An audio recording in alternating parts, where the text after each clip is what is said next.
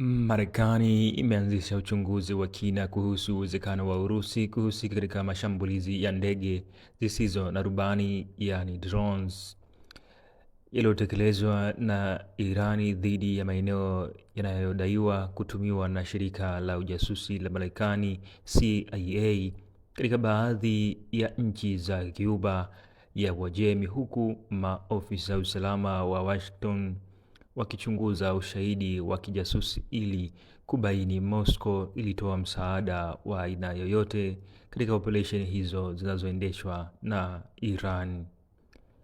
Kwa mujibu wa ripoti maalumu ya Reuters iliyonukuu vyanzo vinavyofahamu kwa karibu mwenendo wa uchunguzi huo, taasisi mbalimbali za usalama wa Marekani zinachambua taarifa zilizokusanywa kutoka satelaiti, mifumo ya ulinzi wa anga, mawasiliano ya kijasusi pamoja na taarifa kutoka kwa washirika wa Marekani katika Mashariki ya Kati.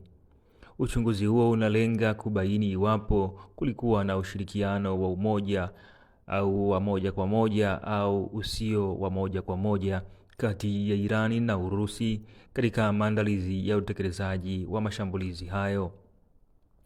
Ikumbukwe Rais Donald Trump ni miongo imepita alikuwa akishiriki katika mkutano na rais wa Urusi.